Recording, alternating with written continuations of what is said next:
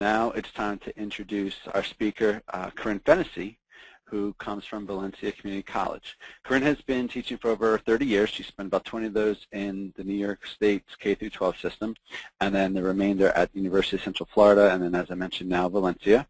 Corinne has made many contributions to Pearson products over the last couple of years, and as a matter of fact, just recently published a first edition, Reading for Life, with us in the fall. So without me anymore, here's Corinne. Hi, Tom. Hi, everyone. How are you today? Can you hear me? Yes. Okay, good. Let me switch to the slideshow here so we can look at some slides. I'm really happy to be here today. Thank you. I had a little telephone issue there, so I'm sorry I interrupted you, Tom. Let's start this thing out here. The reason I decided to do this whole thing about readers in the real world is because I teach in an area in Orlando, in Valencia, that includes the inner city population. So a lot of my students are from very poor backgrounds and mostly minorities. They come from an area with a high crime. It's really not a good area. So we're talking about most of my students are, they're very disadvantaged, let's put it that way. But I also have some students from outside of Orlando who come in from smaller towns and take the course here. I teach two courses, Reading 1 and Reading 2. Reading 1 is up to about 8th grade reading level, and then Reading 2 picks it up from there and goes up through high school. So that's just to give you a little background of the students that I deal with. So I wanted you to see where I'm coming from because you may view this whole issue through a different lens. So that's why I decided to include that. All right, let me get started on this. I was doing some browsing on the internet about, I don't know, a couple months ago. Corinne? Yes? Mm-hmm. Corinne? Hi, sorry. Yes, would you be able to show your screen, to share your screen? Screen stopped. Okay, hang on a second here. I didn't see that button. I'm sorry. Can you see it There now? we go. Perfect. Yep. Thank you. Okay, good. All right. All right. First thing I was looking at through some interesting browsing I was doing on the internet, and I came across this study by the Department of Education that was just published in December of 2010. And it was conducted over a 6-year period using over 17,000 students nationally. And 15,000 of them actually completed the study over the 6-year period. So the facts were just, they were surprising to me. And the first fact dealt with how many students attained a 2-year degree from a public institution by the end of the 6-year study. Now, what percent do you think from a 2-year public college actually made it through and finished the degree? I'm going to give you a second to make a guess before I show you the answer. There it is, 15.5%. Kind of surprising, isn't it? So then I looked at another fact, and that is that students who attained an associate's degree at any institution other than the public, and here the numbers were even lower than what we'd expect or what we would hope for. So the results came from this study. It's called Persistence and Attainment of, and you can read it off the screen. It's at the end, too, in case you're interested in seeing the whole study. It's 40 pages long, and it's pretty interesting. But I liked it because it's recent data, just a few months old. So that gave me some questions. Where are the rest of those students who are not in school anymore? And how well prepared are they for employment when they leave us? But even more important to that, how well are they prepared for life? That was really my concern. And I got thinking about this. When they're not prepared, they get into some kind of trouble because they drop out of school, they lose their jobs, they can't pay their bills, and then that means they must go on some kind of government support. And, they enter the welfare rolls or at least some type of dependency on the government. So this is not only a problem for them, it's a problem for us too. It's a problem for society. What students need, we know they need to comprehend a variety of materials. We know that. But they also need their critical thinking skills to help them make informed decisions and to be able to solve those problems that they're going to have in their jobs to make them more successful in their careers. Functional literacy is a term that I came up with on my own, and my definition is that it's the ability to comprehend reading materials that we use to perform actions in everyday life. And we're talking about documents like policies and contracts, things like that, newspapers, financial forms, instructions or procedures that they would have to follow if they were on a job, or reports. And why use these kinds of materials in your teaching? Now, I'm not talking about using them exclusively. This would be supplementary to your normal textbook or whatever it is you do in your classroom. But why use these materials? Because we've learned through research that when students use authentic materials or are taught skills with reference to real-life situations, it not only becomes more meaningful to them, but it also becomes more effective. Their comprehension is actually improved. And there is a study at the end of this slideshow that I can show you that actually proved this, the most recent one. But if you go on Eric and you start doing some research, you'll find that there are more studies that have shown this also. So in order for the learning to occur, we know that two things have to happen. And the first thing is the learning has to make sense to students. In other words, they have to comprehend what it is they're supposed to learn. And secondly, it has to be meaningful. This provides motivation, it grabs their attention, and it also helps them with recall. Those two things happen, then you've got learning. So what do I mean by some examples of authentic materials? Well, you can look at apartment leases, you can look at car leases, you can look at contracts, you can look at college catalogs or loans, anything that students have to read in their lives that's going to make an impact on their decisions. And I kind of did a little survey in my class, and I found out that most students have very, very little experience with these things. So what I did is I wrote a question on the board, and I wrote, what 3 questions would you need to know and to have answered before you would sign a document like one of these? We had already listed on the board what are some important documents. And they came up, the car leases, the apartment leases, and all the common ones that people normally think. So I had them write their questions down on an index card, and I collected them. And I'm just going to read you some of the responses that my students did. Okay, this one was for an apartment lease. Now, here's a very important question that students felt had to be answered before they would sign the document. Are pets allowed? Is it a quiet environment? Okay, here's another one. This one's on divorce. Who would get custody of the kids? What would I get out of the divorce? Here's another one on a credit card application. This one actually sounded like he had some idea of what he was signing. What is the interest rate? What are the disclaimers and defaults? And what are the terms and conditions? Now that sounded pretty much on the mark. Here's one for an apartment lease. Is this a private contract? I'm not sure what that means. How much is the light and water bills? And he did say is. Is there a monthly or weekly rate? So I'm not going to read all the cards, but you get the idea. The things that they focus on are not the things that are going to get them into trouble. Things like what happens if you're late on a payment, right? Things like that. So they lack the prior knowledge. They don't have good reading skills. At this point, a lot of them don't even have good critical thinking skills. And a lot of the vocabulary in these documents are things they've never heard before. So they don't read the documents, they sign them, and that's where they get into trouble.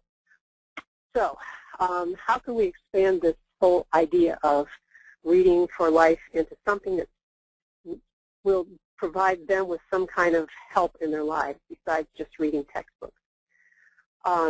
We can help them in these different ways, financially, academically, help them with their personal development, their relationships in life, their health issues, any kind of career issues or employment things that they might run across. And there's lots of materials out there on the internet and in many different sources that you can use. And things like actual documents, I usually get those right off the internet. There's lots of websites you can go to and it'll say, a living will, for example, and you can download that and you can simplify it and use it in class.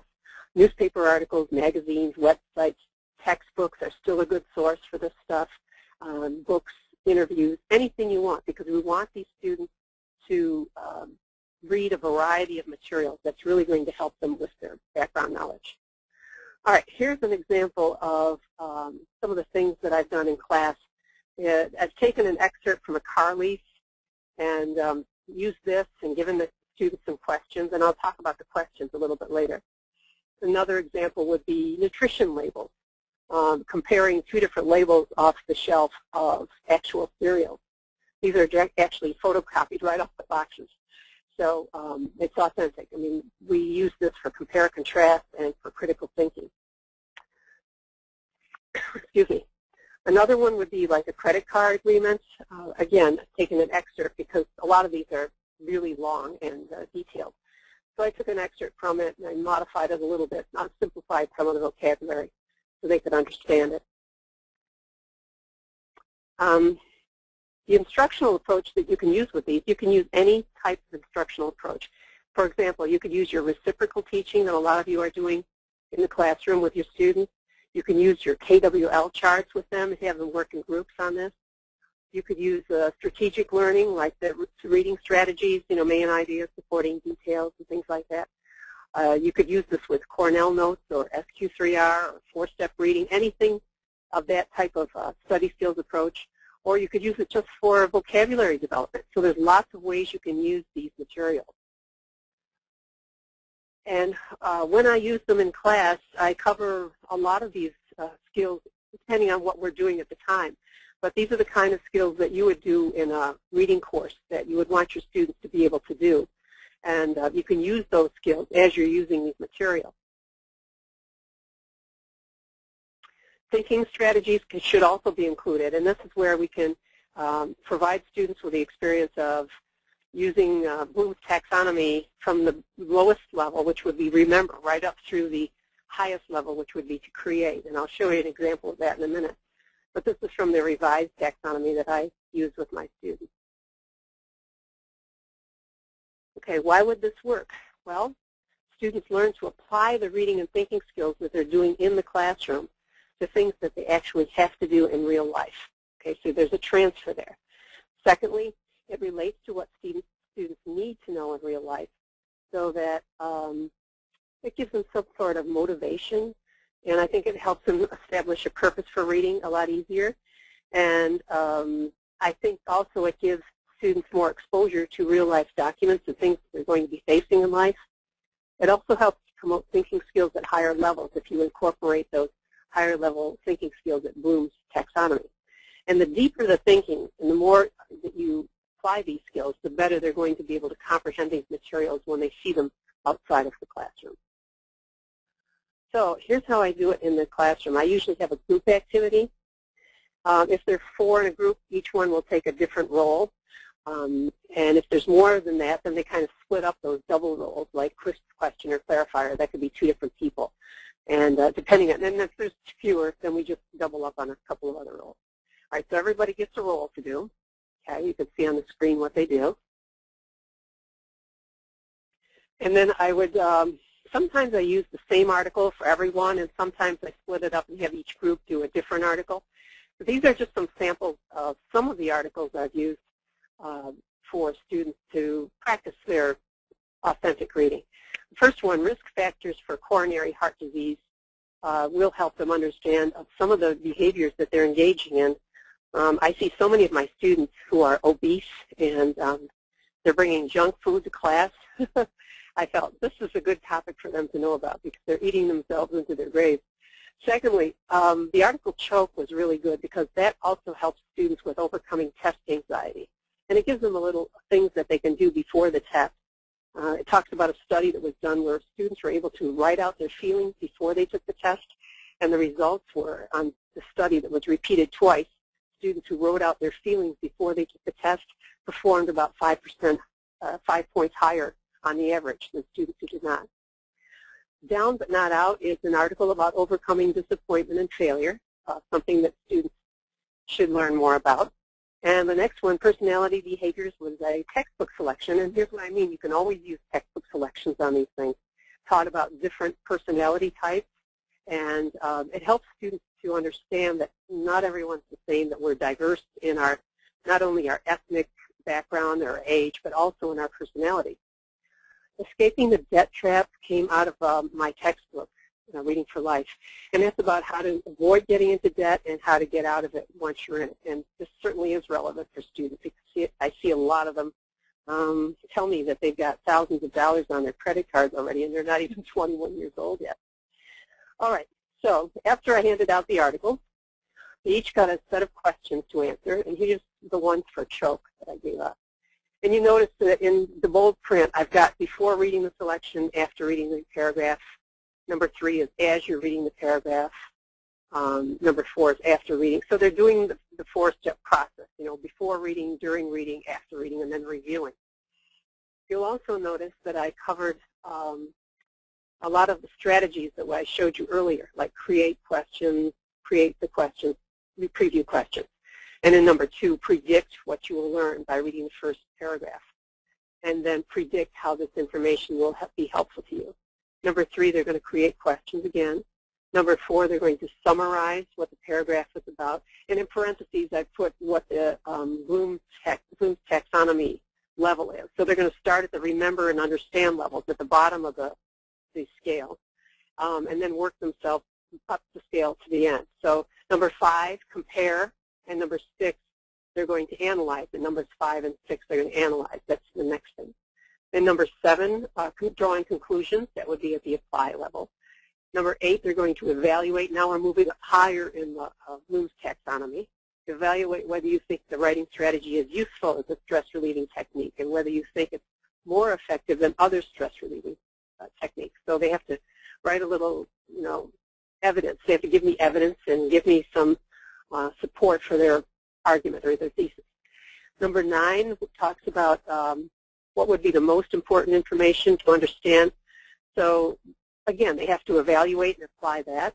And number 10, create a question or writing prompt that you would ask students to write about before taking a final. So they're at the create level now, the highest level of the Bloom's taxonomy.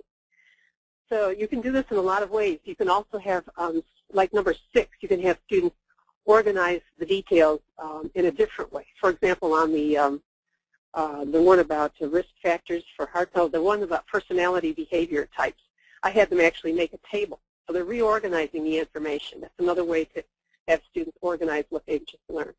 Or you can have them do a concept map to organize the information in a different way. So all these strategies are really good teaching strategies for prep students to help them assimilate the information, understand it better. Okay, when we were done with this activity, I had the students report what they read about and give us their answers in class, and everyone listened. And each of the students would preview the article first. They had to do the role. I'm just running through the process again. They had to do one role. They had to read the article and the questions, and then do the questions together as a group. The groups reported their answers to the class, and then they rated each other, 4 being the highest, 1 being the lowest. And I had them do that on the back of their index card. And then at the end, when we were all done, I just out of curiosity wanted to see how they liked the activity. So I had them rate the activity. The 4 being, this was really fun, I want to do it again, or this was really helpful, and 1 being, I don't want to do this ever again. And I'm happy to say that I got all 4s except for 2 people gave it a 2, and 1 person gave it a 3. So I said 3 was very good, 2 was satisfactory, 1 was don't do it again. And the majority of them, I would say over 15 of them, were all 4. So apparently students enjoyed doing this kind of thing. And they were all engaged, all involved. I didn't see anyone who was sitting back kind of, bored or not engaged. Everyone was really engaged with it. In fact, at one point, 2 students got kind of in an argument about one of the points of view. They were arguing about a point of view. And I kind of had to get in there and settle them down because they were becoming so intense about it. But that's a good thing. They're taking ownership. They're passionate about what they're reading. And so they're expressing their opinions, they're thinking, they're evaluating, and this kind of deeper thinking is certainly going to help their comprehension. Okay, so what I'm trying to say is that by making reading real for students, it really helps them see the value and the power of having good reading skills. The things they learn in college do apply to what they do outside of life, and that is pretty much my philosophy of this real-life reading thing. And I'm happy to answer any questions you have. I also have the references that I spoke about during the slide presentation. They're all here in case you're interested in going back and reading those articles to see the research. And I will keep this up here in a little while if you'd like the PowerPoint. The recording and the PowerPoint is going to be available to you. And I just want to say thank you for taking the time to join me and listen with me. And I hope hope I've offered you something to think about. Thank you very much, Corinne. Okay, so as far as questions, I have a couple coming in so far that seem to ask about, how do I summarize this? Building background knowledge. A couple of folks have said, do you find yourself spending a lot of time on, teaching students about, about the ins and outs of, like a credit card, I guess, because you used that example.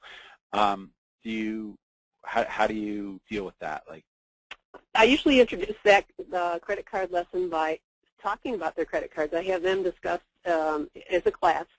I say, okay, who has a credit card? What do you use it for? What kind of percentage rate are you paying on it? And some of them know, and some of them don't.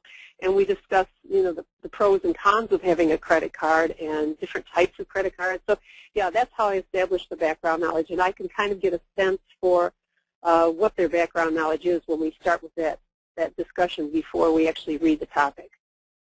Okay, very cool. So it doesn't eat up a lot of your class time, then it's actually just part of the activity? Maybe 5 minutes.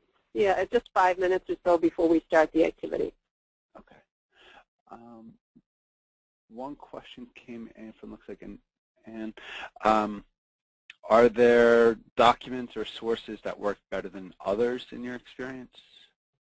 Yeah, I think if you start with things that they're familiar with first, like the credit cards, the apartment leases. I have a lot of college catalog stuff in my book. Not a lot, but I think I've got like 2 or 3 of those college catalog things, like financial aid and withdrawal policies and things like that. Start with those things, and then you can build, as you go along, you can start to put in some new things too. Okay. They start to see similarities between contracts, that an apartment lease is very much like a car lease, and a car lease is very much like a credit card in terms of the terms and conditions. So they start to see the differences and the similarities between these different types of documents. Okay. And actually, that kind of dovetails in your last comment into Roberta's question, which do you find students are more receptive to reading these authentic materials than just reading like essays or literary pieces or anything like that? And if so, how can you tell? Okay, based on the feedback that I had from doing this in class, I would say definitely they're more interested, because a lot of this they can relate to. And they'll even start to tell me stories about things that have happened to them because they didn't read the fine print on their apartment lease, or they didn't read the fine print on their credit card agreement. And we talk about that, about how important it is to read the agreement before you sign it or get involved with something. So, yeah, they're very attentive during these lessons. Okay. I'm going to make a request before I get to our next question. We had someone ask if you would please repost the works cited slide. Yes, that you just I can go back. flashed. Mm-hmm. Okay, and then while you're doing that, I'll let you get set up. The next question that came in, based on what you've done so far, is there something that you would not use again? Like, no, I think it's important to use a variety of stuff, and like I said, start them out on some things that they're familiar with. You do have to do a little editing because a lot of these documents are long and they can be very complex, so you might have to simplify them a little bit.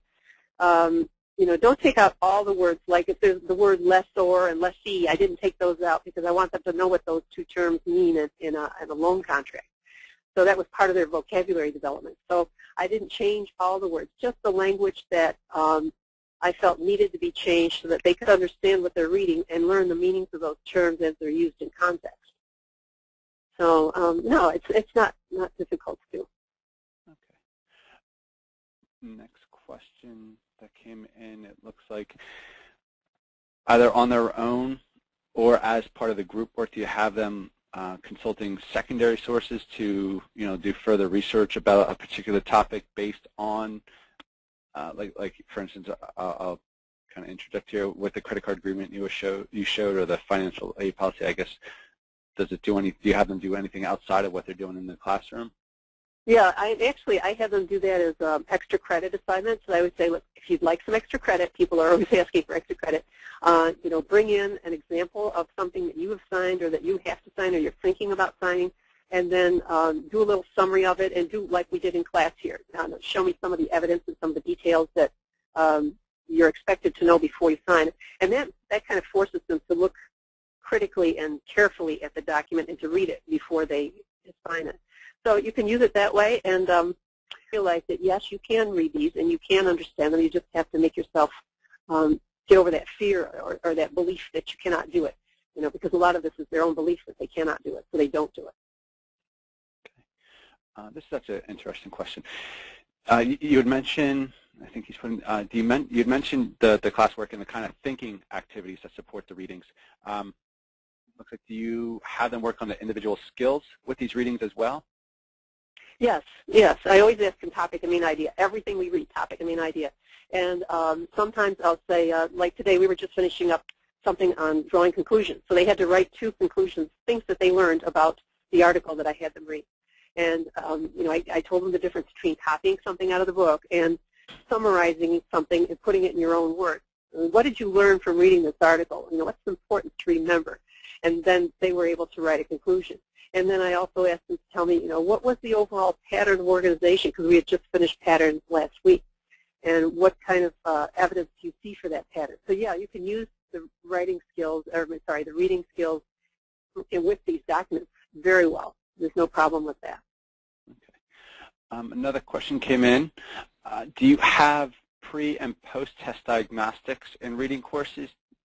Do you use compass scores, other tests, anything like that? We use, we can use My Reading Lab. I use My Reading Lab in my Reading 1 course, this course that I'm talking about here. And then I have them do the pre-test, the diagnostic pre-test, and the diagnostic post-test. For Reading 2, our upper level students, we have a campus-wide test that we use in all our college course, Reading 2 courses here at the campus. And I'm kind of locked into using that one. But if I didn't have that, I would just probably use the one that's on My Reading Lab. I think that looks like the bulk of the questions. A lot of them dealt with, as I mentioned before, just the kind of the time factor and how much is spent using these activities versus prep time and teaching for the students. So yeah, all right. Well, Corinne, thank you very much. Thank you, and I appreciate being able to do this. Sounds great. And again, to folks on the call, we hope to have the slides, the presentation, everything up on the Speaking About website. So the very same website you went to register, you'll see an archives folder there.